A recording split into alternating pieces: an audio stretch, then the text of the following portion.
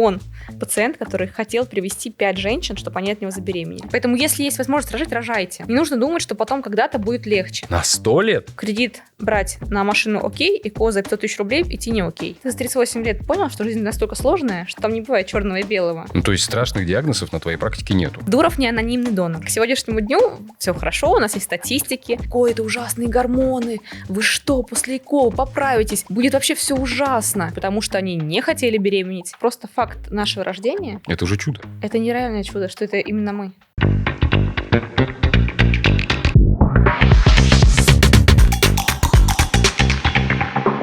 Привет, друзья! Подкаст 69 на связи.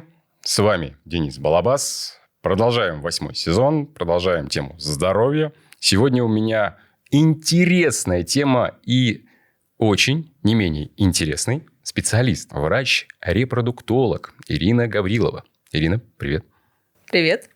Кстати, вот это меня все время бесит, когда зачем я говорю «привет», если мы с тобой и так виделись. Логично? Никто не знает об этом, поэтому мы говорим. Они не знают, что мы виделись. Но на самом деле я раскрою, реально. Фишка в том, что формат подкаста в основном уже предусматривается тем, что ты слушаешь. И когда ты говоришь собеседника, да, человек, который просто слушает, он же не видит, он не понимает, что здесь сидит Ирина Гаврилова, какая-то еще кто-то. Вот. Надо услышать просто разницу в голосах. И тогда понятно, что ты не Денис, а я не Ирина.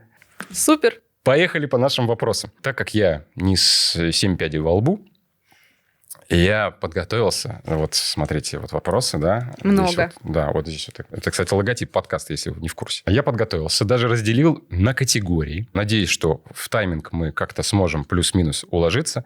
Но не обязательно, если мы не уложимся. Ведь есть шанс, что можно еще раз встретиться и еще раз пообщаться. Это же за доброе дело.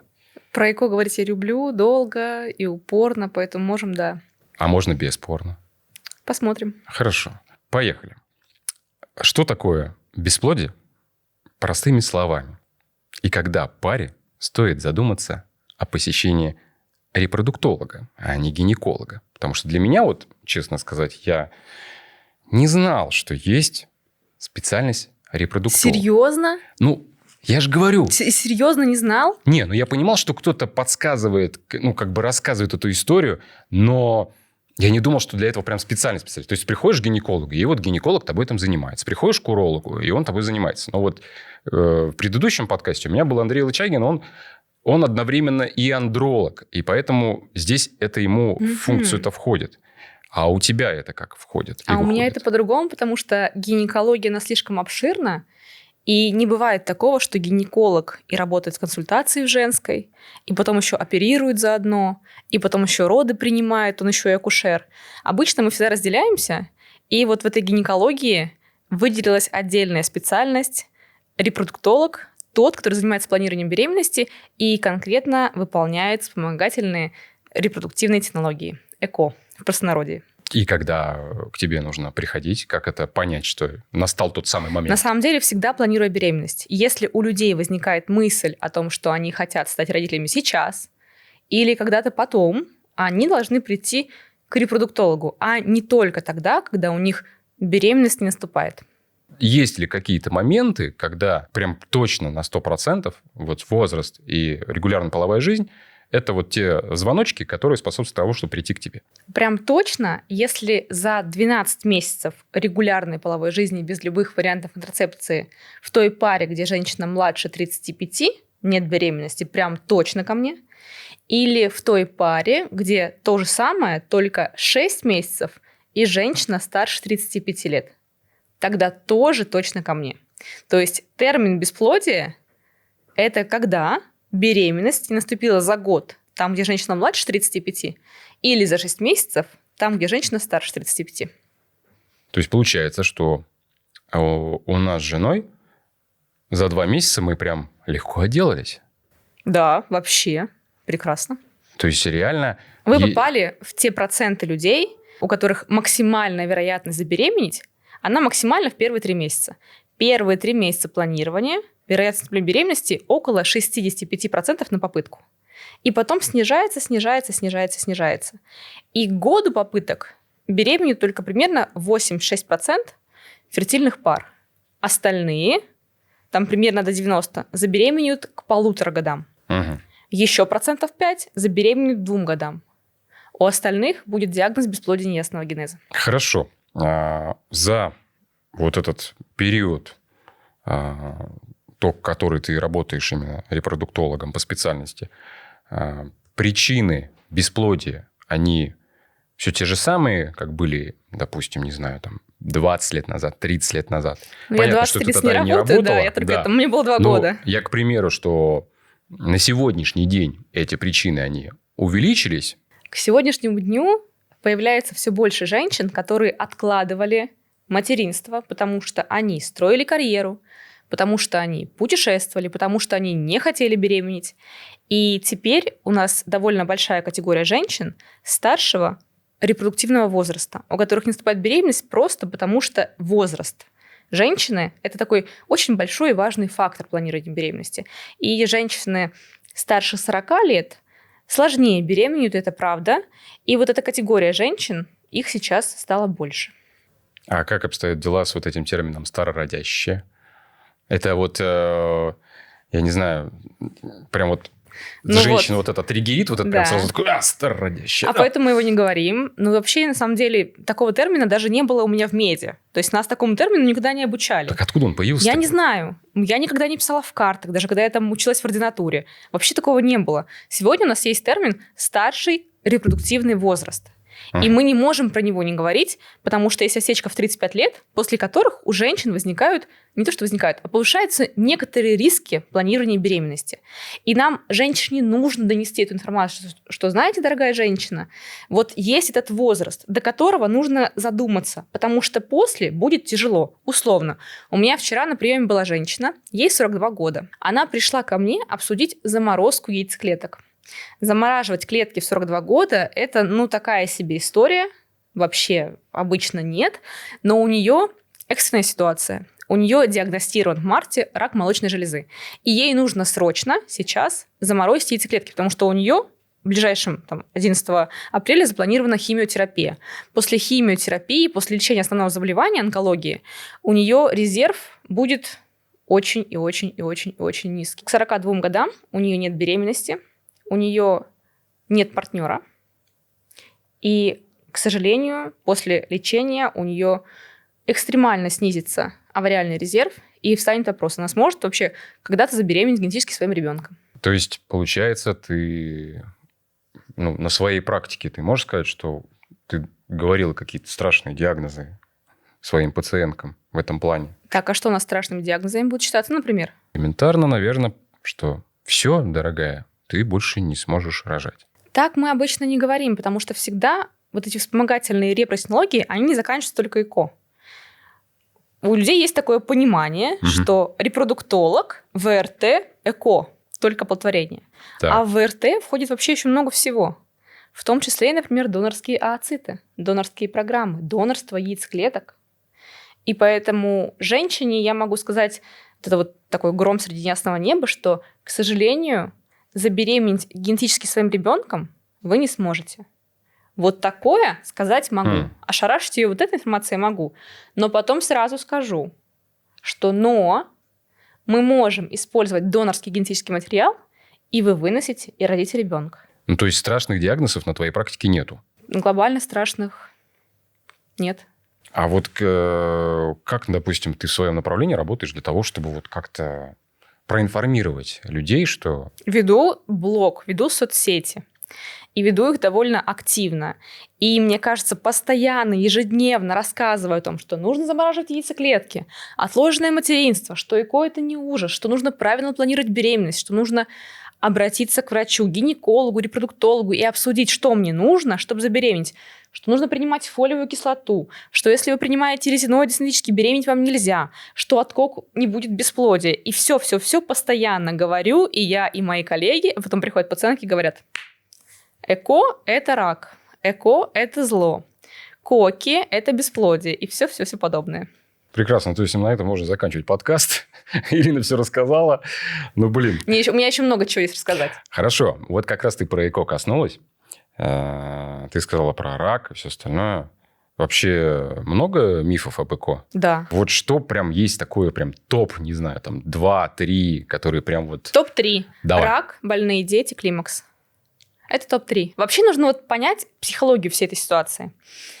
Проблемы с зачатием всегда вызывают у пары, в большей степени у женщины, большую психологическую боль. Женщины, которые не смогли забеременеть за определенный срок, называют себя бракованными.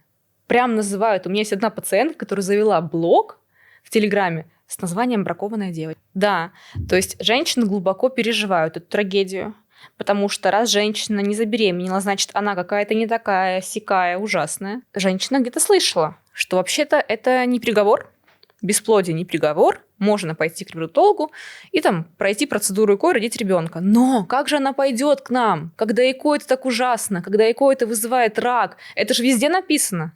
А вот, извините, звезды российские, везде же в СМИ писали. Получается, что сейчас я пойду на ЭКО, а там рак, и я бы не пойду, я буду сидеть дома, теряя свой овариальный резерв. И вот эти огромные колоссальные мифы, которые так плотно, прям плотничком засели в голову людей, они, к сожалению, часть женщин ограничивают от возможности стать мамой. А другой части, которые до нас дошли, вот у меня прием длится около 60 минут, первичный. Половину приема я буду что делать? Всем всегда рассказывать, что ЭКО не вызывает рак. Что та самая гормональная стимуляция яичников, которая должна быть в протоколе ЭКО, она на самом деле не будет влиять на ваш там какой-то гормональный фон. Это не какие-то ужасно страшные дозы гормонов, которые нужно в себя вводить. То, что пишут девочки на форумах всегда. Что ЭКО – это ужасные гормоны. Вы что, после ЭКО вы поправитесь? Будут усы, будут бакенбарды. Будет вообще все ужасно. Ни в коем случае не делайте ЭКО. И вот я полчаса приема своего буду рассказывать, что это не так. И потом за полчаса мне нужно собрать ее анамнез, назначить план лечения, провести осмотр, и еще на руки распечатать заключение. Тут же сразу тогда напрашивается, ну вы же принимаете гормональные контрацептивы-то. Да, почему вы их принимаете? Классный вопрос. И когда я работала гинекологом и назначала эти контрацептивы, сейчас это не входит в мой перечень обязанностей, наоборот, я их отменяю, чтобы женщина забеременела, тогда тоже был вопрос. Это же страшные гормоны, они же тоже что-то там вызовут. Просто в понимании большинства людей это слово «гормоны», вот в него напихано все. И это гормоны, они в принципе всегда, неважно какие, неважно в каких дозировках, зачем принимаем, в каком режиме, просто гормоны – это зло, и гормоны – это плохо. На самом деле гормоны-то хорошо, мы без них бы жить не могли. А те гормоны, которые используются в ЭКО, это не какие-то там супер ужасные дозы, не знаю, урон организму и стресс для организма. Это просто программирование цикла женщины, чтобы нам получить у нее эти яйцеклетки. Хорошо, а есть ситуации, когда ты не рекомендуешь ЭКО?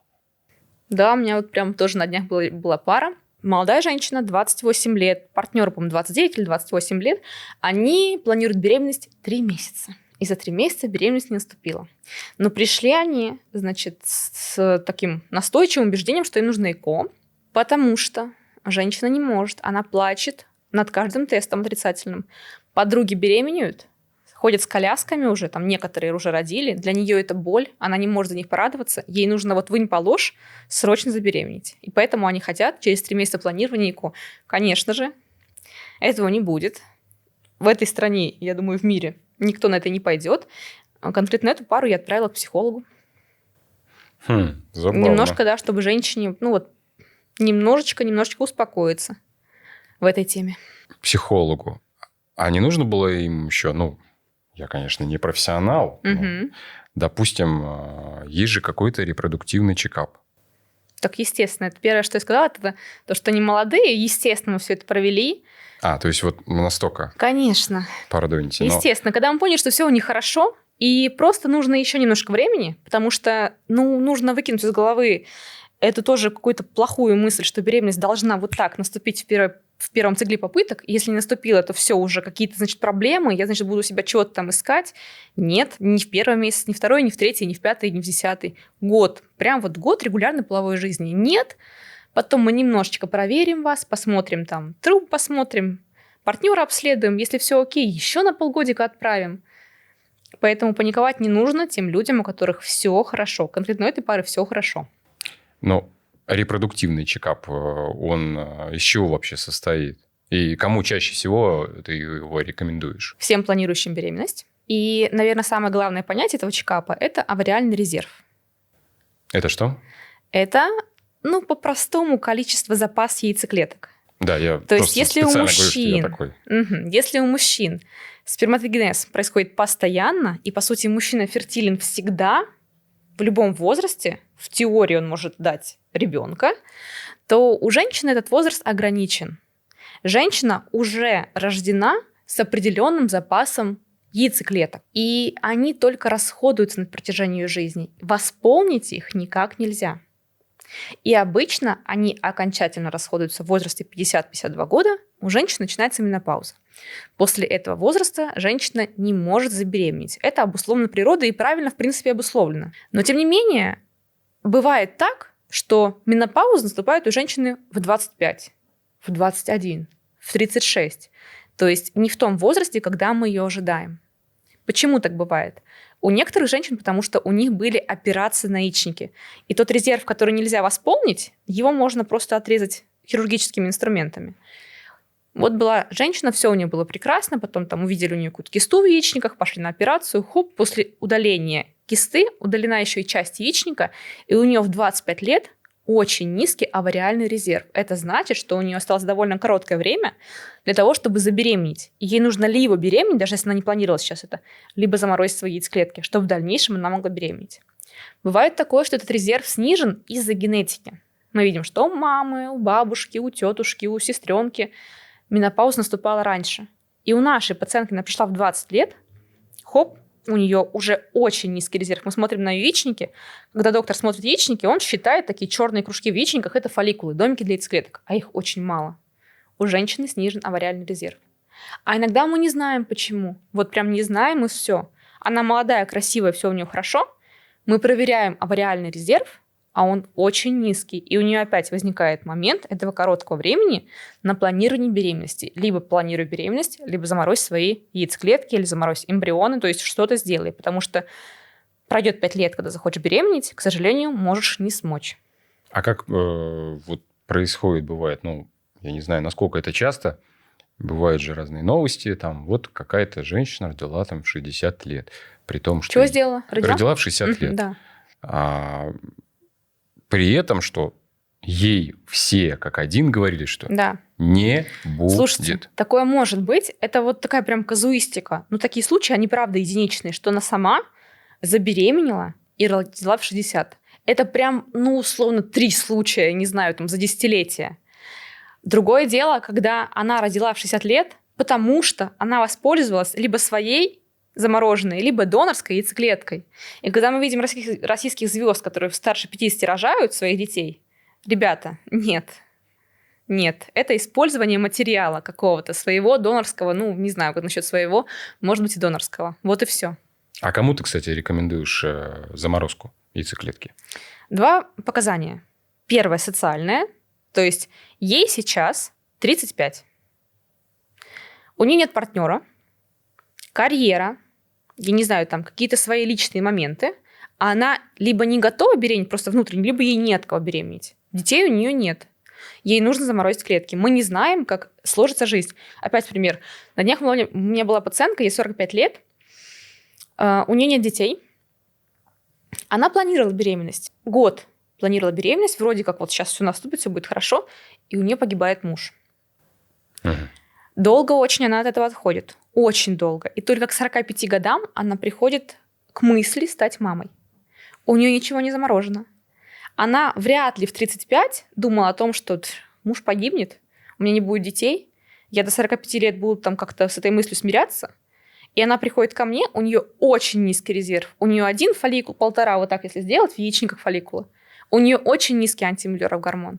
У нее очень низкие шансы стать мамой генетически своего ребенка. Это 0-1%. Это очень мало. Донорский материал, который был ей предложен, она категорически от него отказалась. Но это, да, когда женщина слышит это в первый раз, для нее это такой шок. Поэтому, если женщина до 35 лет не родила ребенка, и в ближайшее время она понимает, что пока не получится, ей нужно заморозить материал. Социальное показание. А второе показание медицинское. Возвращаемся к той истории, когда женщине в 25 планируют удалить какую-то кисту яичника, да? И помним, что после этой операции чего-то может прям сильно измениться в ее жизни, авариальный резерв. Поэтому если женщине предстоит какое-то вмешательство на яичниках, ей нужно прийти к репродуктологу, оценить авариальный резерв, что это за образование, оно на одном яичнике или на обоих яичниках, и подумать, чтобы перед этой операцией заморозить клетки, потому что после операции может быть такого, что морозить будет нечего. Как бы искусный хирург себя не вел, может быть так, что ткань яичника очень пострадает. Да, а есть еще какие-то гинекологические заболевания, которые способствуют к тому, что нужно обратиться к тебе для того, чтобы вот продолжить род, пока еще чего-то не случилось хуже? Эндометриоз чаще всего. Это что такое? Это заболевание боль. Болезнь-загадка. Так. Да, это такая штука, когда женщина страдает от боли десятилетиями, а ей говорят врачи, да все нормально с тобой. На самом деле, от первой жалобы женщины врачу на боль до постановки диагноза эндометриоз к сегодняшнему дню уходит около 10 лет. Это ужасающая правда. Эндометриоз – это такой диагноз, при котором у женщины ткань, которая должна быть только внутри матки, называется эндометрием. Та ткань, куда малыши имплантируются, или та ткань, которая в менструацию отторгается. Эта ткань располагается не только внутри матки, а за пределами. На матке сверху, на яичниках, на маточных трубах, на брюшине. Эндометриоидной, называется это гетеротопией, к сегодняшнему дню не были обнаружены только в сердце и селезенке.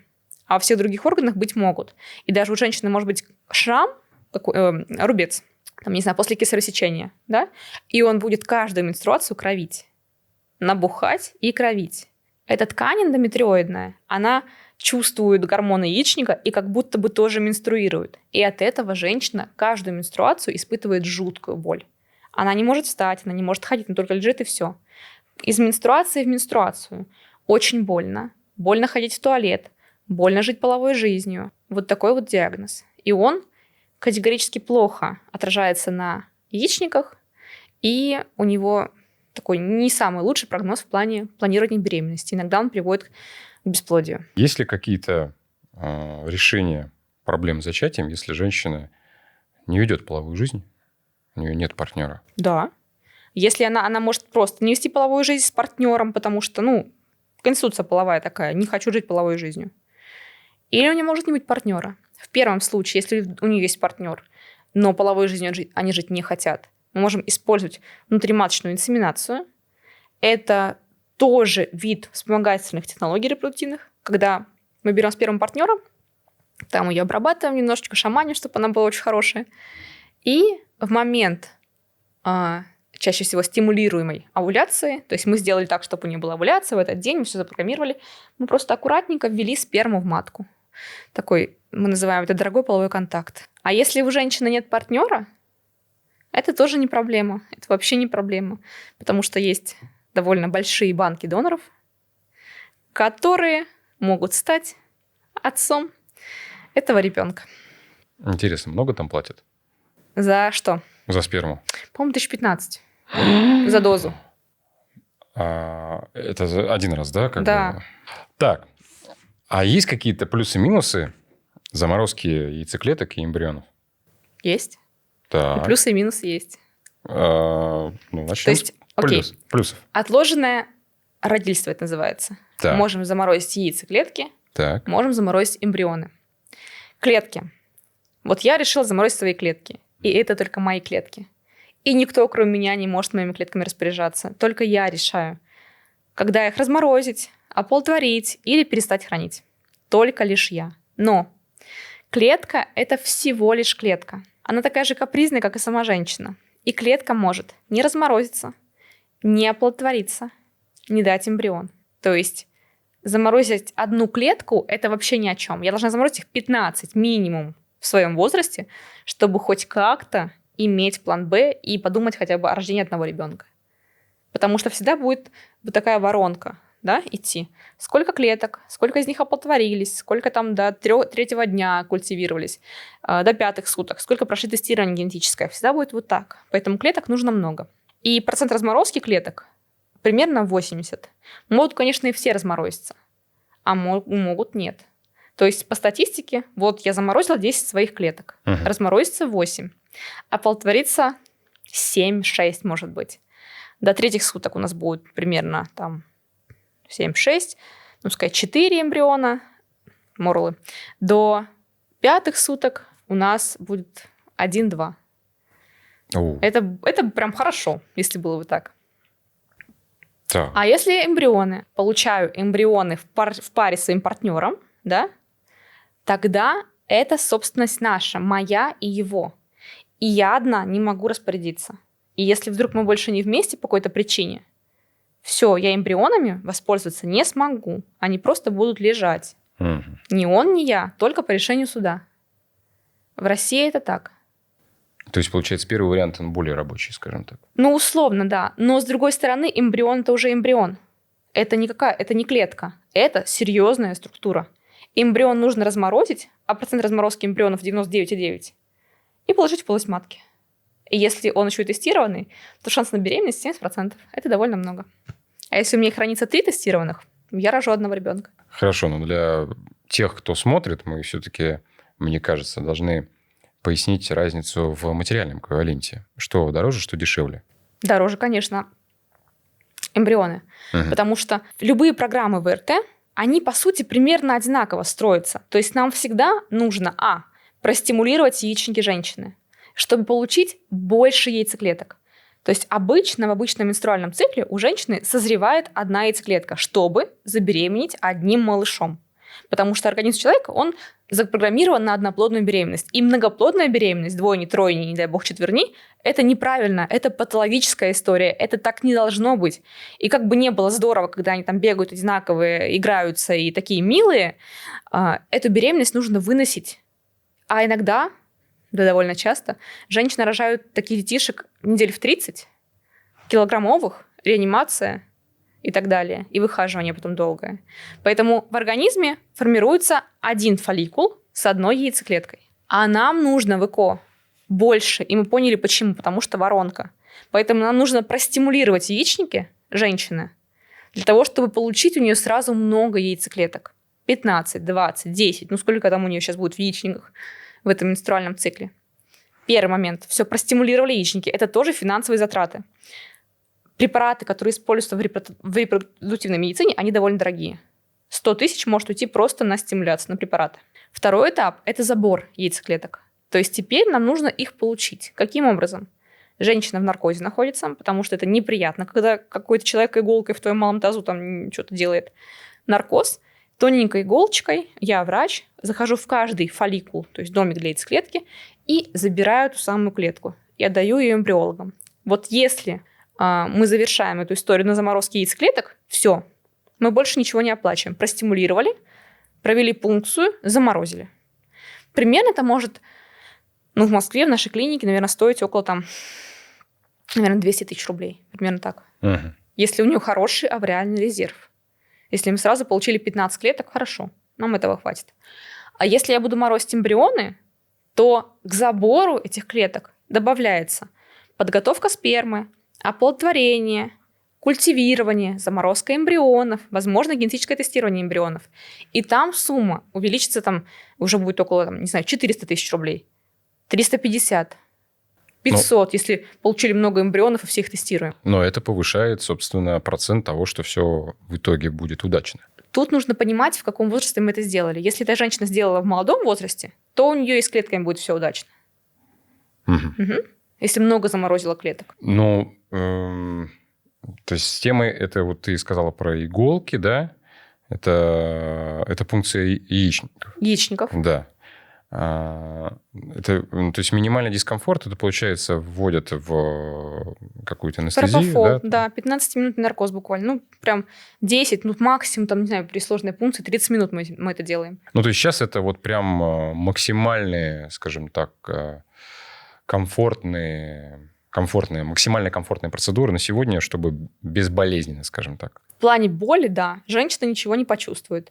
Комфортное, некомфортное, такой вопросик, потому что людей, которые приходят в ЭКО, пугает та самая гормональная стимуляция. Меня, как врача, пугает пункция. День пункции для меня такой самый волнительный, потому что самая иголка, которая будет моей рукой введена в женщину, она может, к сожалению, попасть на другие органы, да, там кишечник рядом находится, мочевой пузырь, сосуды, нервы.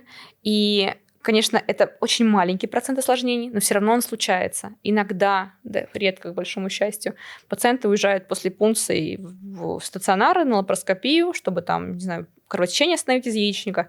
Но вот, тем не менее, это так. Женщина не чувствует дискомфорта никакого. Врач чувствует. Я вот всегда интересовался темой пола ребенка в теме эко.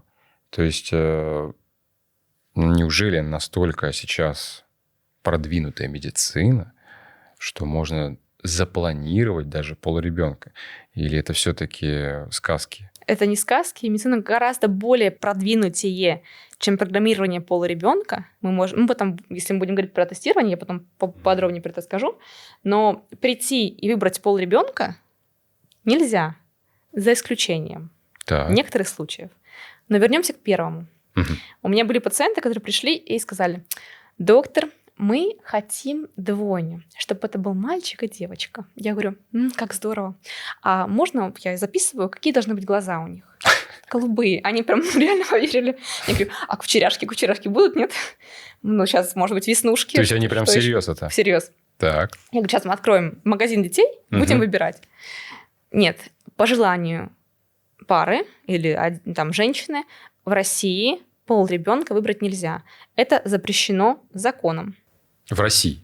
Да, в мире вообще к ВРТ относятся довольно скептически в том плане, что тестирование во многих странах не делают генетическое. Вот это отбор эмбрионов – это вообще плохая история. А отбор эмбриона по полу тем более. Поэтому практически во всем мире. Но это реальная история, по сути. То есть это можно сделать, по сути. Слушайте, по сути, можно. Ну, то есть я даже знаю историю, когда это работало, когда к определенным врачам определенной национальности приезжали их родственники, да, там, их национальности пациенты. И вы понимаете, говорит, если я рожу мальчика, меня убьют.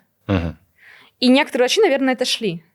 Ну, как вот я так и знаю истории. Так. Потому что в определенных национальностях есть, к сожалению, такая история, что если женщина родила девочку, это все плохо, должна мальчика была родить. Ну, потом, может быть, когда девочку. А не родила мальчика, значит, ты там всякая такая-сякая, и вообще зря мы тебя в семью взяли.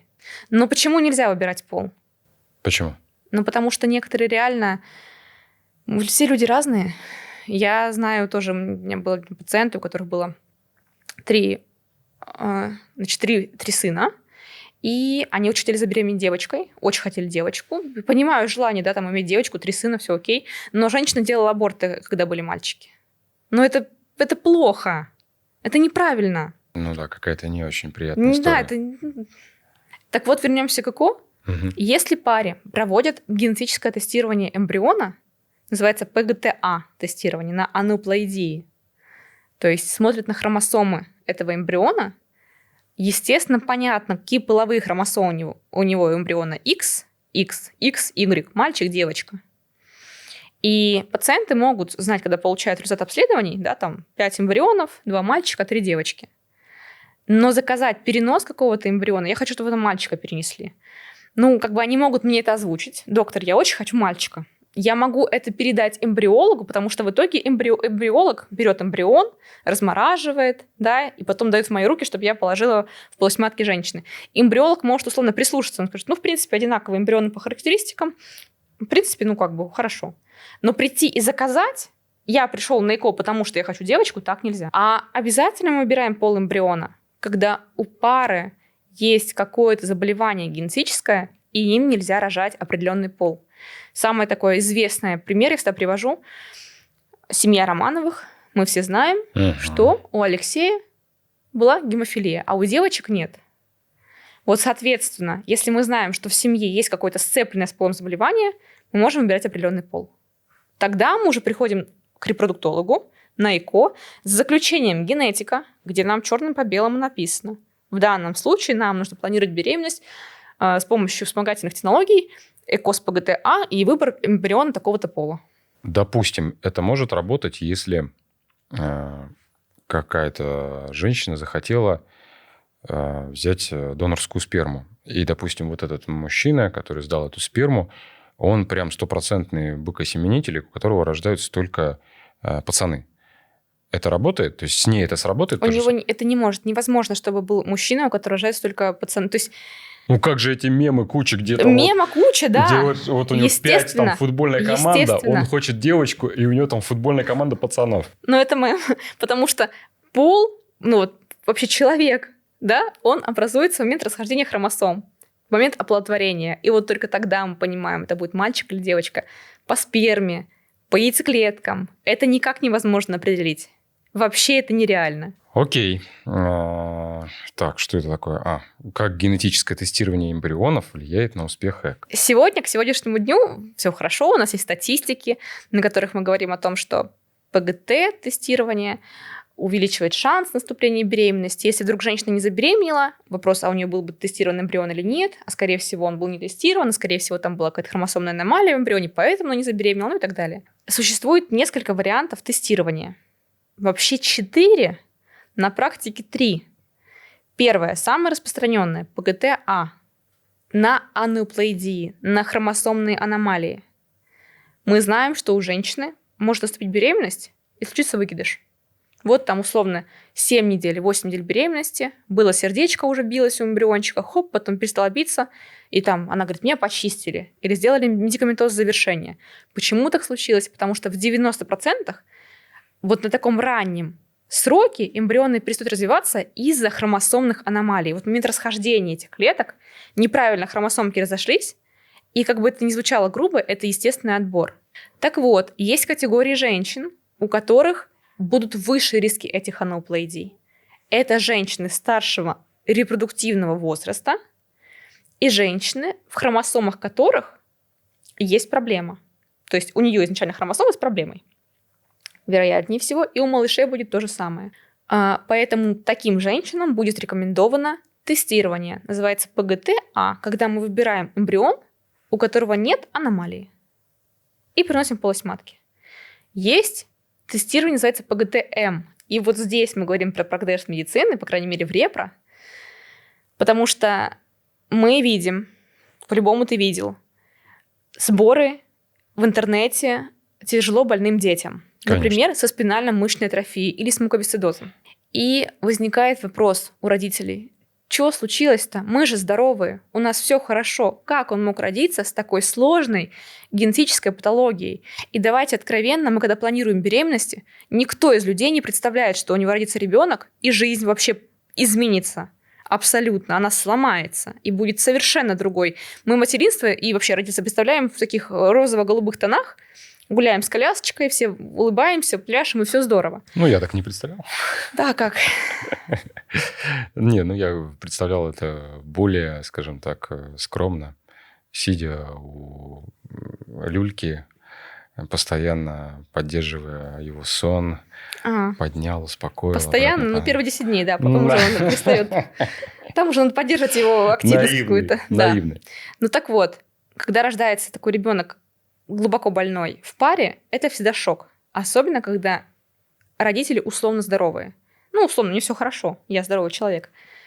И шутка в том, что ты и я, мы в себе что-то носим, что можем передать своим детям.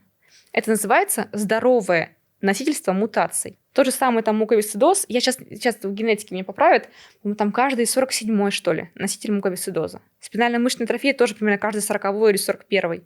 Тугоухость каждый 27-й. То есть берем помещение, там, не знаю, автобус, в котором 70 человек, 2 человека будут носители моногенного заболевания, там, тугоухости условной. Это не глубоко инвалидизирующее заболевание. Ребенок не лежит, да, не в инвалидном кресле, но тем не менее без слуха жить так себе. Так вот, сегодня в ЭКО можно на этапе планирования беременности понять, есть ли у родителей эти мутации, и предотвращать рождение ребенка с генетическим заболеванием. Это ПГТ-М. На этапе планирования беременности, когда мы только задумались стать родителями, берут у пары кровь и выясняют, какие у них мутации есть, на что, где поломки у них есть, здоровые носители чего эти люди. И если у них есть перекрест, и он, и она со спинально-мышечной атрофией, с мутацией в гене СМН, значит, у них родится ребенок со спинально-мышечной атрофией с вероятностью 25% на каждую беременность. В генетике это очень много, это очень большая цифра. И такой паре будет предложено ЭКО с ПГТ-М. Мы получим эмбрионы и будем их тестировать на конкретно эту мутацию. и выберем тот, у которого этой мутации нет. А здесь как-то играет роль, допустим, тот же самый резус-фактор крови? Нет. Вообще нет. Ну, нет, в этом случае нет. Ну, вот абсурдность-то бывает иногда такого уровня, когда действительно вы здоровы, там, спортом занимаетесь, там, не знаю, не употребляете какие-то вещества и же с ними, в общем, ведете здоровый образ жизни, классно питаетесь, и у вас вроде по генетике все классно, да, и вот рождается, ну, даже без ЭКО, а просто, естественно, с каким-то заболеванием ребенок. Но бывает обратная ситуация, когда родители бухают, все что угодно делают, гасят свое здоровье на максимум, и у них рождается просто, я не знаю, супермен. Угу. Это тема генома все-таки здесь связана? Или многих каких-то факторов? Я, может быть, Наверное, как-то масштабно. Слишком много факторов. Но, Денис, сколько тебе лет? 38. Ты за 38 лет понял, что жизнь настолько сложная, что там не бывает черного и белого. Ну и реально, и ты можешь прекрасно себя, не знаю, там вести всю свою жизнь, родить нездорового ребенка. Вот эта вот история про то, что а почему алкаши беременные рожают детей так быстро и легко и здоровых, я ежедневно это слышу от пациентов. Ежедневно. Я говорю, давайте себя сравнивать с алкашами во всем. Мы хотим такое дальнейшее родительство, как у алкашей. Ну вот мы же видим новости, да, где потом детей их находят. Да. Там 3 дня они не ели ничего, Да. куда-то поползли там по соседям. Давайте сравнивать себя всем. Вот я хочу как алкаши беременеть и как алкаши дальше воспитывать своих детей. Ну, вот история здесь такая. Может быть, у алкашей реально очень крутая генетика. Они родили здоровых детей. Может быть, дети должны были настолько сильно выживать в этой семье, что они стали суперменами. А детей, которых родили люди там супервоспитанные, хорошо питающиеся, у них все было, и они такие очень тепличные. А те супермены. Я вот, например, из Воронежа приехала вообще в Москву 3 года назад. Welcome to Moscow. И все удивляются, типа, что ты встаешь в 6 утра, что ты постоянно делаешь, ты как все успеваешь? Я говорю, так потому что я воронежская. Потому что в Москве все тепличные, такие все типа расслабленные, спокойные. А я с другим геномом. Это стереотип. На самом деле в Москве все ебанутые. Очень огромный темп жизни. Огромный. Ну, не знаю, вот коренных, по крайней мере, с кем я успела познакомиться, они такие все прям на лайте. Так и все хорошо. Нет. В жизни нужно кайфовать. Нет, ты просто подтверждаешь ту самую фразу «Воронеж хрен догонишь». Вообще нет. Да, получается, в 6 утра Еще Воронеж встал. город куража. Вот тем более, да. Нет, если хочешь почилить, надо ехать в Питер. Приглашаю всех в Питер. Переезжаем туда, и там прям вот ты выходишь уже вот ты только либо с вокзала, там, либо аэропорт. Ты уже выходишь, и они вот... Ты смотришь вокруг, люди такие вот, они прям дышат этой культурностью, они настолько наслаждаются, кайфуют. Ты думаешь, господи, как хорошо, что здесь нет вот этого... Ну, все-таки вернемся к теме эко и вот опять-таки здоровых, нездоровых детей. Я просто почему спрашиваю, потому что у меня самого сына, у него врожденная тема с пороком сердца, у него вот это окошко его. Не могу сказать точно терминологию, как это расширенный артериальный проток, вот что-то такое, да. Вот. Предпосылкой, как нам говорили, это возможно то, что она была на сохранении дважды или трижды даже супруга. За время беременности были моменты, когда пуповина обволакивала шею у эмбриона. Вот, то есть, возможно, осложнения пошли вот от этого. Не знаю, потому что мы с ней здоровые, вроде как ничего такого у нас не было. Вот. Но ситуация таковая сложилась, и мы вот с этим живем. Ничего не скажешь. Ну, вы с этим живете, насколько я могу представить, нормально. Просто там наблюдаетесь. Да, наблюдаемся, да. Вполне у нас, себе здоровый ребенок. Да, рекомендация врачей наблюдаться, периодически приходить. Да, а теперь вот немножечко вернемся вот к той истории, когда женщина родилась, и у нее в яичниках есть фолликулы, бла-бла-бла-бла. Вот, понимаешь, мы 38 лет, 32 года родились, и чтобы нам родиться, нам нужно было находиться в яичниках своей мамы десятилетия, потом дозреть еще там около 300 дней, потом случайным невероятным образом именно фолликул, в котором были мы, совулировал у мамы. Именно он, не другой. Был бы другой менструальный цикл, были уже не мы бы. Были бы другие люди. Оплодотворить сперматозоидом, который тоже там прошел не так себе нехилый путь к этой яйцеклетке.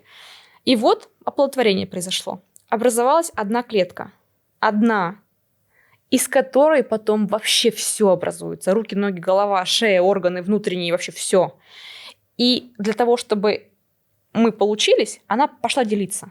Делиться, доходить до матки, имплантироваться. И потом мы 9 месяцев вынашивали с нашей мамой. Представляешь, какое огромное количество пришлось пройти. И ну да, на каком-то этапе что-то может пойти не так немножко, а может множко. Это как бы такой естественный процесс. Ну да, это, знаешь, это так можно, в принципе, во многом рассказывать по поводу того, что, это уже разговор о поколениях, типа, почему вот жизнь дерьмо, да, почему мне вот все не так не получилось, я того не достиг, вот. А потом ты говоришь, да вы что, с ума сошли, народ? Чего у тебя не получилось? Чего ты не смог? Посмотри, что я сделал, с чего я начинал, а куда я пошел. То есть вот это, да, то есть сравнение в таких масштабах. Кто-то сам себе строит вот эти преграды, стены, и опять-таки, как ты говорила, про черное и белое. Да. Вот, в жизни... А вообще нужно понимать, что просто факт нашего рождения... Это уже чудо. Это нереальное чудо, что это именно мы. Это мы просто уже крутые победители, и когда хочется остановиться и что-нибудь там, поплакать, можно поплакать, конечно, но вот об этом не нужно забывать. Поэтому и нужно ценить жизнь. Да. В любом ее 100%. варианте. На это можно было закончить, да? Но нет, мы поговорили про порог. Да. И тут очень важный момент, который нужно сказать в отношении ЭКО. Вот опять же, мы только что говорили о том, что эмбрионы в ЭКО тестируют, хромосомные аномалии исключаем, даже там муковисцидоз исключаем. И у людей может ошибочно возникнуть мнение, что раз мы пришли в ЭКО, значит, будет здоровый эмбрион и здоровый ребенок в дальнейшем. И вот очень правильное замечание про порог. Да? Это же не генетика. Это вот что-то неправильно там на каком этапе сформировалось. В любом органе такое может быть. Поэтому, когда мы идем в ЭКО, мы никогда не гарантируем полностью здоровых детей, и генетически в том числе. ПГТ-А – это исключение анеуплоидий, хромосомных аномалий, то есть синдром Дауна, синдром Паттау, Эдвардса, других проблем, когда вообще хромосом не хватает, и эмбрион не имплантируется. Но это не значит, что это абсолютно здоровый ребенок. В генетике, в принципе, так много генов, 22 тысячи генов, которые могут что-то там где-то поломаться, и вообще будет новое заболевание какое-нибудь, которое еще вообще миру неизвестно. Или пороки развития, которые вообще иногда к генетике никак не относятся. Поэтому тоже нужно это понимать и принимать, что даже если мы идем в ЭКО с генетическим тестированием, никто вам не дает гарантии на рождение здорового ребенка. Здоровье – это слишком такое объемное понятие. А можно, допустим, повысить при ЭКО количество эмбрионов? В теории, да. Опять, у меня была же там женщина даже одна, которая вообще поразила меня, потому что она пришла ко мне после аборта. Прям сразу? Прям сразу. Все закончилось, она пришла, потому что аборт она сделала, потому что у нее была одноплодная беременность. Она двойню хотела. Пришла на ЭКО за двойню. Я говорю, да, конечно же нет. Мы же не торгуем детьми, у нас же нет магазина ребенка. И возвращаемся к нашему разговору о одном фолликуле, одной яйцеклетке в менструальном цикле женщины. Организм запрограммирован на одну. 2 – это круто, когда они родились, но еще родите их. Выносите, родите. Да. Да, поэтому бывают ситуации крайне ужасные, когда реально это очень глубоко недорожные дети, которых нужно выхаживать. И именно поэтому мы не переносим 2 эмбриона в полость матки. Как минимум, 1 эмбрион, который мы перенесли, может поделиться. И быть 2, а может даже 3. Потому что мы когда перенесли его, он там еще дробится. У него там дальше происходят процессы вот эти все. Он там еще пока не человек. Это такая клеточная масса, которая может разделиться. Перенесли 2, получили 4. Возможно. Перенесли 2, получили 5. Возможно. Поэтому даже просто перенести 2 и получить 2 – это уже опасно в плане вынашивания этой беременности, в плане родов, в плане здоровья детишек. А перенести 2, получить еще больше – камон.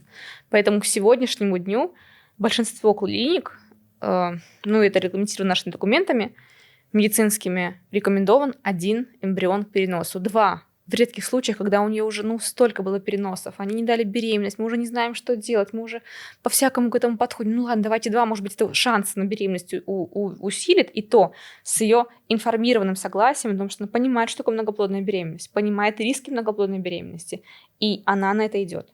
А врач ее проинформировал. Тогда да. А стимуляция яичников безопасна во время ЭКО? Да. То есть никаких рисков? Это как раз та самая история про не бывает никаких рисков. В медицине не бывает нулевых рисков. Даже сделали тот же самый укольчик гормональной стимуляции. Обычно женщины колят препараты подкожно в живот. Условно, там может быть аллергическая реакция. может быть некроз, анафилактический шок. Все что угодно может быть, безопасного ничего не бывает. Но стимуляция яичников – это те самые препараты, чтобы вырастить фолликулы. И вот тут возникает то самое гормональное опасение, что вот те самые гормоны чего-то там плохо делают. Менопауза. Нет. Да, но нет. Это ж стройка наша, да? Рак, дети, менопауза. Да. Почему возникает мысль про менопаузу? Потому что вспоминаем, что мы в ЭКО забираем сколько-то клеток сразу, типа 15. 15. Обусловились. Предположим, сейчас сфантазируем, что из 15 не получили ни один эмбрион. Вот так вышло. Надо еще раз стимулировать ее. Снова забрали 15. Снова ни одного эмбриона. Пошли еще раз, снова забрали 15. Итого он 45 уже. Еще раз 60 забрали. Что значит? На 60 лет их стало меньше? Да. На 5 лет менопауза приблизилась? Обязательно. Нет. Нет. Потому что девочка, когда родилась, у нее в яичниках около 400 тысяч фолликулов. Но у нее нет 400 тысяч овуляций, потому что фолликулы женщины запрограммированы на атрезию. Какой-то один из них рождаются, потом выходит в рост, овулируют, а другие погибают. Так мы просто забираем те, которые погибли бы. Вот и все. Я всегда говорю такой пример. Люди не понимают этого. И пример следующий привожу. Предположим, есть женщина. Маша. У нее началась менструация в 12 лет. И она была болезненная. И врачи Маше выписали коки. Контрацептивы, потому что они снижают боль. И Маше так понравились коки. И Маша жила с ними и поняла, что беременеть она не хочет. Она child-free. И она завершила принимать коки в 52 года. Она принимала их всю жизнь. Соответственно, у нее не было ни одной овуляции. На коках овуляции нет. И тут она захотела забить? Не захотела. Она просто завершила. Все, она 52 года. Бросила коки. Дорогие стали. Предположим. Все, у нее менопауза теперь будет в 100 лет? Потому что она не тратила свой резерв? Логично. У нее все равно будет менопауза в 52, потому что фолликулы атрезируются у нее. Это запрограммировано природой. Поэтому ЭКО не снижает резерв и не вызывает климакс. Есть ли миф, что дети от ЭКО и дети от естественным путем, они разные? Конечно, есть миф. Миф есть. Это тот же самый вопрос, который задают родители, когда приходят к тебе. Все почему-то именно конкретно про аутизм спрашивают. То есть в понимании большинства дети с расстройством аутистического спектра, аутизм, это дети, рожденные с помощью ЭКО. Почему-то. С чего вдруг? Непонятно, но почему-то опять как ЭКО вызывает рак, так и аутизм вызывает ЭКО. К сегодняшнему дню рождено более 10 миллионов детей. С помощью ВРТ, с помощью ЭКО. Такая внушительная хорошая цифра, статистика, да. И, естественно, у ученых мира всего есть поле для вообще сбора информации. И к сегодняшнему дню нет данных о том, что дети с помощью ЭКО рожденные глобально отличаются от детей, рожденных естественно. Я даже немножко по-другому считаю. Я считаю, что дети, рожденные с помощью ЭКО, они часто такие выстраданные, они такие долгожданные, столько они шли к своей маме, что мама так потом о них заботится. Развивашки всякие там с 1 года везде водят, все для них делает, и они, может, даже еще и будут потом поумнее, немножко развитие. Как ЭКО может сказываться на здоровье матери? Если условно все прошло спокойно, на все прошло на той самой пункции, когда у нас доктор не заделал ничего важного, и все прошло спокойно, нет. То есть вообще прям железобетонно? Железобетон. Все прошло и забылось. Вот ребенок под боком сопит, все прекрасно. Не нужно думать, что ЭКО обязательно должно что-то вызвать у женщины, что-то как-то изменить ее. Нет. А есть какие-то трудности, с которыми пары сталкиваются после неудачных попыток ЭКО? Куда что им дальше делать и как дальше поступать? Как вы их поддерживаете в таких ситуациях? Трудность у них будет психологическая и финансовая. Определенно, да. Учитывая цены, которые ты озвучила. Да. Цены, которые я озвучила, заморозка яйцеклеток 200 тысяч рублей, диван новый 500. Просто я загуглила специально новый диван, просто в гугле ввела. Такая, 500 тысяч рублей, думаю, прикольно. Новый диван за 500 тысяч? Да, просто первая ссылка, прям первый диван в гугле. Да вы охуели, что ли? 500 тысяч. Все слишком дорого. Мне осталось по ипотеке 600 заплатить. Купите мне диван. Надо выбрать либо ипотека, либо диван, что-то одно. То есть, да, когда в том мире, когда квартиры в Москве стоят сколько миллионов рублей? Очень дорого. Машины люди покупают, и покупают не дешевые. Покупают люди дорогие машины и берут на них кредиты. Да. То есть это окей взять кредит на машину за 5 миллионов. Как будто бы звучит прикольно. Да. А почему нет? Извините, комфорт. Я хочу ехать на хорошей машине. Я не хочу ехать на каких-нибудь «Жигулях». А ЭКО должно быть бесплатной. И то ЭКО в России есть бесплатное. Какие проблемы? Россия единственная страна в мире, в которой есть бесплатный вариант ЭКО. Как это получается? Ставишь на очередь какой-то? Да, квота. Причем квот довольно много по стране. Да, там есть условия определенные. У женщин должен быть не низкий авариальный резерв. Он определяется некоторыми показателями. Один из них, антимюллеров гормон, он должен быть выше, чем 1,2. И должно быть больше 5 фолликулов в яичниках. Иначе квоту не дают. Но у большинства женщин есть возможность воспользоваться ЭКО по ОМС. Ну ладно, возвращаемся к проблемам. Да. Финансовые и психологические. Естественно, когда такой путь проходишь, обследование, стимуляция, забор, ожидание культивирования эмбриона, получили эмбрион, перенесли, нет беременности. 1, 2, 3, 4, 5, 6, 7. Ну, это как? Не поедет ничего? Поедет. Ну, конечно, поедет. Поэтому уже стали психологами. То есть прием репродуктолога, он психологический. Я вот иду на работу, как бы мне не было тяжело, что-то у меня дома не случилось бы, да, я захожу в свой кабинет и такая, все, я переключаюсь, потому что я ко мне смотрю человек, которому очень плохо. И я должна его поддержать. Если я не справлюсь, я подключаю психолога, потому что он тоже здесь нужен. Ну а финансовый вопрос мы поняли. Возможно сесть по ОМС, кредит брать на машину окей, ЭКО за 500 тысяч рублей идти не окей. Ну, странно. Не, это логично. Понятно, что здесь с материальной точки зрения это достаточно вызывающая история все равно, да, когда ты тратишь столько денег. В ЭКО просто есть свои вот эти особенности. Никто не даст гарантий. Да, не будет такого, что вот заплатишь ты 1 000 000 рублей, и по-любому у тебя будет ребенок. Нет. Просто есть процент. 100% не бывает никогда. Шанса 100% на беременность. Окей. Немножко больше позитива поднимем. Давай. Постараемся. Пора бы. Постараемся, все равно.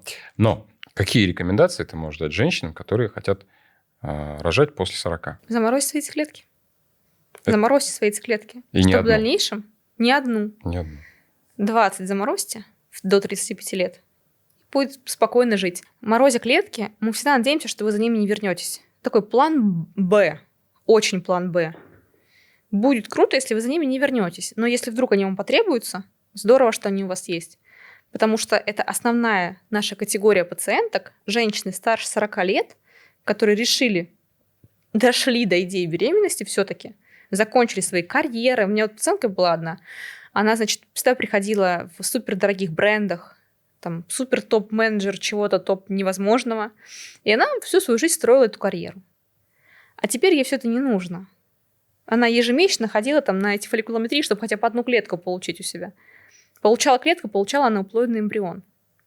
Заморозьте свои яйцеклетки, пока строите карьеру. А если мы окунемся в статистику, насколько часто причина бесплодия от качества спермы мужчины? Ну, а вообще мужской фактор – это 50%. То есть мы сегодня прям разделили 50 женский, 50 мужской. И там примерно одинаково. Но мужчинам что-то предлагается в этом формате с лечением спермы? Терминологически, простите. Смотрите, вот я все равно женский доктор. Да. Да, ко мне на прием привычный приходит пара и рассказывают, значит, вот мы там вот так живем половой жизнью, так-то регулярно, вот столько-то нет беременности, вот я там спрашиваю женщину про ее анамнез, у мужчины спрашиваю про анамнез, диагноз ставлю женское бесплодие неуточненное, потому что я женский врач, и мужчина идет к урологу всегда. Сдает сперму и идет к урологу, и его лечит уролог. Репродуктолог мужчину не лечит. Возьмем такую ситуацию, что у женщины частые замерзшие беременности, выкидыши. Когда вот пора обратиться уже... Да после первого можно обратиться, чтобы просто обсудить, Прям... как это бывает, почему это бывает. Ну, слушайте, есть, конечно, у меня есть пациенты, которые после 5 выкидышей приходили на прием на первичный. Мы сдавали кариотип, понимали, что у них хромосомная аномалия, которая приводит к выкидышам, и шли на ЭКО. Ну вот можно эти 5 выкидышей не ждать, можно после первого прийти и обсудить. А почему так бывает? А это бывает потому, что это ваша генетика, заболевание щитовидной железы, патология полости матки. Ну, мы там мало дальше что знаем, антифосфолипидный синдром. Да, ну, мы там с некоторыми обсудим, что мы спросим анамнез полный. Врач почему час провел прием? Не потому что просто «здравствуйте, у меня был один выкидыш, что делать?» А потому что скажите, а где вы родились? какой области? А какой у вас был вес при рождении? А вы как-то от подружек своих отличались? А вы кем работаете? А по ночам работаете? А какие у вас были операции? А вакцины какие делали вам родители? И так далее и тому подобное. И выясняя полный анамнез, мы дадим рекомендации. Поэтому по-хорошему всегда нужно прийти, просто планируя беременность. Если беременность завершилась неудачно, тоже нужно прийти. Откинем, если мы про 40 лет говорили, про заморозку, да, отложенное материнство, кому ты чаще порекомендуешь? По каким факторам? Социальный и медицинский, мы это говорили уже. Вот этот. Да. А, кстати, вот они сдали замороженные свои яйцеклетки, эмбрионы. Как долго-то можно хранить их? Ну, как думаешь? Просто навскидку. Я смотрел, сейчас, как это называлось? Как этот фильм старый со Сталлоне и Уэсли Снайпсом назывался? Не знаю, вчера смотрела «Разрушитель». «Калину красную». «Разрушитель», помню. Они там замораживали Сильвестра Сталлоне, он что-то через лет 30 проснулся и начал там...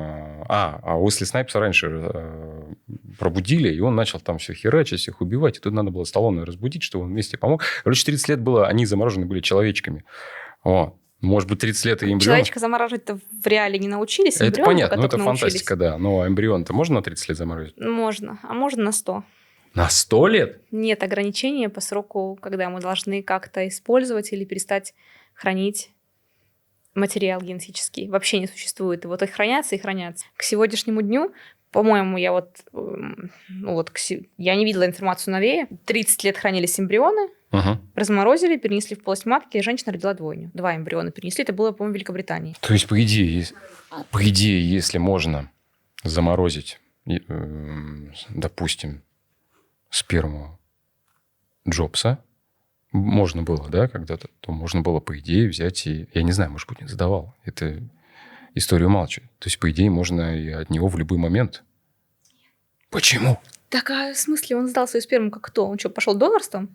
Хер, может быть, я не знаю. А как мы узнаем? Ну, только Дуров у нас дал своей спермы слишком много, и везде теперь ее в этом банке. Сперматозоиды Дурова – это целый телеграм-канал. Там даже, слушайте, я слышала, что он оплачивает программу, кто использует ее сперму.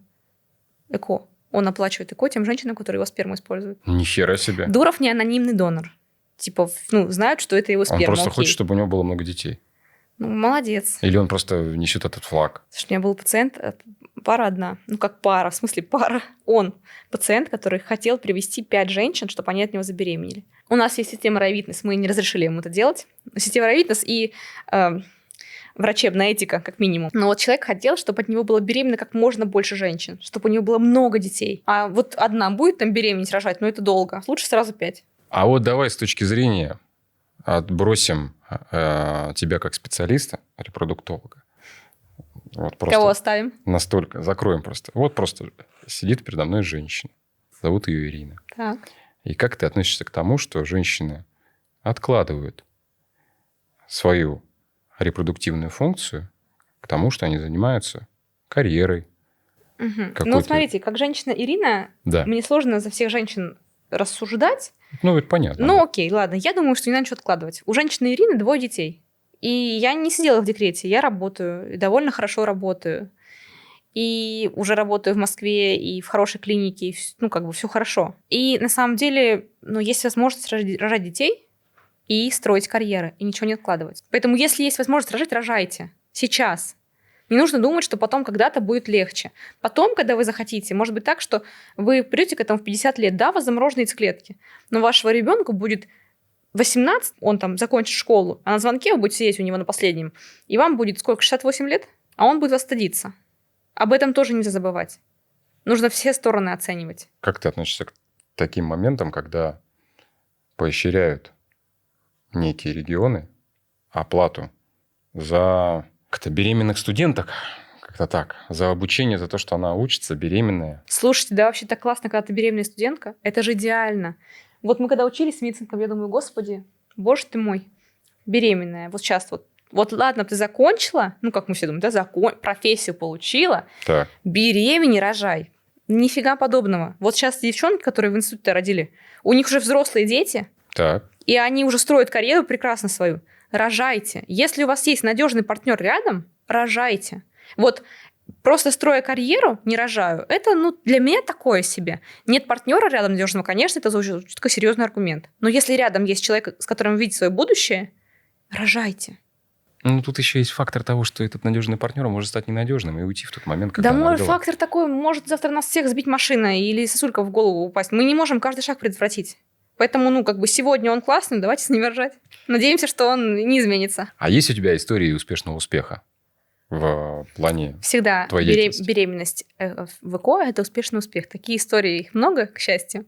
Если мы говорим про, наверное, самые запоминающиеся истории, то как раз вот те дети, точнее, те семьи, которые приходят с анамнезом потери ребенка. У них умер ребенок, потому что он был генетически болен. И мы прошли длинный путь, иногда это год-полтора, чтобы получить тот самый эмбрион без этой мутации, и чтобы эта пара родила здорового ребенка и не боялась за его жизнь в плане этого генетического заболевания. Вот такие истории, они рубчиком на сердце остаются. И благодарили тебя? Пациенты? Да. Ну, я вот тут слышала ваши айфонами не благодарили. Я к чему Слушайте, веду. у меня пациенты очень часто мне приносят подарки моим детям. То есть я веду блог, знают про моих детей, и приносят там им какие-то книжки, развивашки, рисунки, вот такое все. Айфоны не дарили, блин. Ну, ты видишь, как он же рассказал, да. Надо было просто попросить. Ну, нет. Нет. Ну, просто сказать, нет, я- попросить не в том плане, что бесплатно, а в том, что я заплачу, а тут ему вдруг дали бесплатно. Это же клево. Я вообще к этому так отношусь, что все это такой обмен энергии, когда ты делаешь людям добро, и они тебе реально благодарны просто вот так. Тебе Так. это потом вернется какими-нибудь потоками хорошими, все будет нормально. Но не без этого, Но если он конечно. подарил квартиру в Москве, было бы здорово, конечно. Вот, видишь, вот этого и добиваемся, да. А есть какие-то, наверное, я не знаю уже, какие-то новые технологии, которые вот развиваются семимильными шагами? Да, я вообще-то нашего генетика в клинике это узнала, не знала сама. Так. Значит, вопрос же в этих клетках. Когда женщина старшего возраста репродуктивного, своих клеток мало, они дают нездоровые эмбрионы, все это удлиняется процесс, ну и так далее. И нужно донорские использовать. Проблема глобальная сегодня в медицине в нашей репродуктивной. Так вот, сейчас ученые приходят к тому, чтобы взять клетку, например, клетку кожи, Так. вернуть ее до состояния стволовой, клетка предшественница, из которой в дальнейшем все может развиться, и сделать из нее ооцит. И не нужно ничего замораживать. Хранить ничего не нужно. Просто взял кожу, чук, и у тебя ооциты. Хоп, и деть. Ну да. Мощно? Это Мощно. действительно мощно. Не, вообще, в репродукции сейчас идет тема такая, что мы будем получать реально с какой-то стволовой клетки и ооциты, и сперматозоиды, оплодотворять там их сами друг с другом. Вообще люди перестанут быть нужны для оплодотворения, еще и будут матки искусственные, которые все это будут вынашивать. И если загуглить картинки эти ужасные, искусственная матка, это прям выглядит устрашающе в плане мыслей о том, что это просто армии искусственных людей возможные. Поэтому надеюсь, что к этому не придем мы. А также будет мужчина и женщина будет вынашивать беременность. Ну, если, кстати, насчет вот этих каких-то высокотехнологичных вещей, то забыл, кстати, в предыдущем подкасте спросить Андрея по поводу его мнения. Я просто в одном телеграм-канале увидал фотографии с пресс-конференции по новейшим каким-то приложениям в медицинской сфере. И одно из приложений демонстрировал какой-то чувак, не знаю, кто он там и что он. Но там была фишка в том, что ты фотографируешь свой член, и тебе эта умная программа чуть ли уже не диагноз ставит по тому, что у тебя там какой-то По фотке, цвет, да? какой-то, да. То есть вот. И это даже не то, чтобы это какая-то прям шуточка. И что это даже, не знаю, понятно, что там, наверное, какая-то фишка с нейросетями, наверное, подключена. Может быть, это к тому идет, что вот так вот раз, бах, оп, у меня вот так вот все тут плохо или хорошо, наоборот, и можно не переживать. Вот. Но неизвестно, через какое время это произойдет. Пока у меня слишком советский мозг, чтобы это поверить, что так будет Я работать. понимаю тебя, да. И... У нас вот в РТ тоже есть такая история, что реально есть предположение, что в дальнейшем будут отбирать детей по интеллекту. Я хочу родить супергения с голубыми глазами, кучерявыми волосами. В этом есть куча Это фильмов. ПГТП, да, полигенные. То есть мы берем много генов, знаем много генов, и вот как там их комбинируем, рожаем детей. Но тоже, честно, не хотелось бы, чтобы к этому мы пришли. Это уже не естественный отбор. Это вообще, нет. И так нас хейтят все, у меня вот в соцсетях за то, что я делаю ЭКО, и, значит, я себя выше Бога возомнила. Ведьма. Извините. Да, естественно. Ведьма. Не ведьма, а как там, я уже не помню, как это меня называют. Мне по-разному называют, по-всякому, всякими словечками эдакими. Он там типа, что мы себя возомнили выше Бога. И что, мы решаем, кому беременеть, кому не беременеть. Вообще вот так это все завертело. Ну, нет, тут немножко не так, мы просто немножко помогаем. Тогда, получается, врачи все выше Бога. Но он должен был умереть от разрыва аппендикса своего, а тут хирург взял его и спас, подумал, что он выше Бога. Медицина вообще-то не нужна. Мы просто немножечко помогаем там, где... Подкручиваете. Подкручиваем, да. Вот создание детей с кучеряшками блондинов голубоглазых, ну, блин. Нет, надеюсь, что к этому не придем. Мне нравилось в фильме «Элизиум» такая вещь, не знаю, когда-либо. Ну, наверное, мы, конечно, этого не застанем, мне кажется. Там же тоже была тема с тем, что люди жили на одной планете, бедные, в разрухе. Вот. А была рядом другая планета, а-ля типа спутник какой-то там искусственный, на котором жили типа удачные, успешные, богатые. И у этих людей, у всех успешных, богатых, была капсула, в которую они залезали. Она вычисляла либо какую-то аномалию в организме, и одним щелчком, бах, и человек от этой аномалии вылечился мгновенно. И благодаря этому он жил еще дальше и дальше и дальше. И была приколюха в фильме в том, что покупали люди билет на корабль, который нелегально пробирался на этот спутник. Да. И у них там был шанс, там, 1 из миллиона пробраться к этой капсуле, чтобы прыгнуть в нее и вылечиться. Вот. Ну, не знаю, такое время придет или нет. Не знаю, мне кажется, как бы жизнь, может быть, тем и хороша, что она заканчивается, иначе бы мы вообще лежали бы на диване, потому что мы все равно не будем умирать. Что нам? Куда спешить? А то что-то мы делаем, вошкаемся, что-то в своей жизни меняем. Детей рожать успеваем. Да. Поэтому тем жизни хороша, что она, мне кажется, что тем она и хороша, что она имеет конец. Это много цитат об этом сразу вспоминается. Как же там было, и агент Смит говорил, в чем смысл любой жизни? В том, что она когда-либо заканчивается. Да. Вот. И главное прожить ее так, чтобы совесть-то. Да, но больше всего мне чтобы нравится... не было бесцельно... Как я бесцельно прожить... Нет, чтобы не было... Больно за бесцельно прожитые годы. Да. Годы, дни, да. Ну, а еще Фаина Раневская говорила, как всегда, в своем феноменальном, ярком глоссарии, это жизнь, это затяжной прыжок из пизды в могилу. Вот. Гениально. Примерно так. Давай финалочку тогда, чтобы это было все-таки позитивно. Твои рекомендации паре, которые только начинают свои шаги в эко. Вообще она одна. Дорога осилит идущий. Просто не останавливайтесь. Даже если, вот круто, если у вас все быстро получится и легко. Но не получится, спокойно идем дальше. Дорогу осилит идущий. Это самая главная рекомендация вообще в репродукции. Я говорю парам, вот представьте, что вы собираетесь ехать во Владивосток. На машине можно в Владивосток уехать? Да, можно. Окей, собираемся ехать. Сколько будем ехать дней? Если на поезде 7 Нет, дней, на машине поедем. А на машине... Не, я говорю, просто если на поезде 7, давай хотя бы умножим на 2. Минимум. 14. Вру. Даже, наверное, мне кажется, месяц. Супер, месяц будем ехать. Да. Вот у нас есть план, что мы едем месяц в Владивосток. Но может же по дороге быть такое, что колесо спустило. Обязательно. Не знаю, там выбежал дикий зверь на дорогу, и что-то мы там немножко остановились, машину починили, да. В отеле переночевали. И что-то мы уже едем вместо 30-38 дней. Напрягает. Это же нормально. Это ничего себе Владивосток. Да? Поэтому и не нужно думать, что беременность должна быть вот так. Идите просто своей этой дорогой. Вы дойдете до нее. Просто не останавливайтесь, идите. И когда на пути что-то случается, спокойно к этому относимся. Не истерим. Спокойно относитесь к тому, что по дороге к Владивостоку у нас лопнуло колесо в машине. Мы заменили его, поехали дальше. Потеряли день. Ничего страшного. Согласен. Но в любом случае здесь могла быть реклама авиасейлс, и летайте самолетами. Авиасейлс, мы ждем ваше предложение.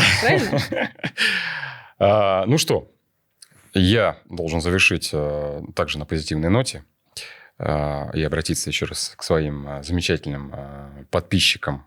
И если еще вы не подписались, подписывайтесь.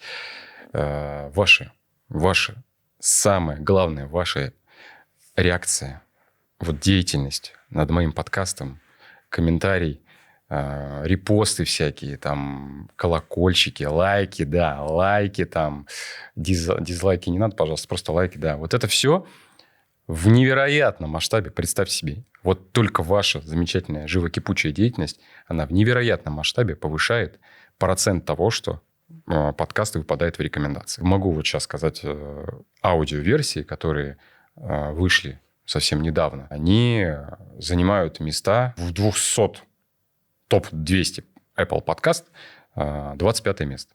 Представляете, какой это кайф? Это вот благодаря тому, что вы слушаете, вы как-то реагируете, пересылаете, комментируете. И любое нажатие кнопочки для меня это вот прям бальзам на сердце. За что вам огромное спасибо. Благодарю вас заранее. И тех, кто это делает и продолжает делать, это для меня очень приятно. Соответственно, на блог Ирины я обязательно оставлю ссылочку под видео. Вы сможете посмотреть, почитать, послушать и написать ей в директ, наверное. Там же есть какая-то у тебя кнопочка. Вот, то же самое. Вот. Тебя, Ирина, благодарю за то, что ты пришла на подкаст. Спасибо за доверие. Очень прикольно, как ты филигранно старалась не дотронуться до микрофона. Вот. Здесь движение, тут движение. Я иногда все-таки нажала, я чувствовала, что я прям по нему. Ну, такое ощущение, как будто не первый раз сидишь именно вот так вот, и вот, чтобы у тебя микрофон был здесь. Вот. Потому что, да, бывают телодвижения, когда бах-бах-бах, все. Вот. Но супер, прекрасно. Мы прошлись, я скажу, по большей части вопросов, наверное, 90% мы прошлись. Но это не изменяет в том, что, а что, информации, что ли, мало так. Есть еще о чем поговорить по-любому. Вот. Поэтому я не прощаюсь. Говорю, что в любом случае обязательно что-то, да еще мы расскажем. Договорились. Вот. Да, народу хочется. Я уверен, что данные подкасты будут слушать с удовольствием. Вот. Ты прекрасно все рассказала. Вот. А я постарался прекрасно все спросить. Мы прекрасные сегодня, получается. Мы прекрасные. Все. Сам себя не похвалишь. Спасибо, Ирин. Спасибо. Все. Всем спасибо. Все свободны.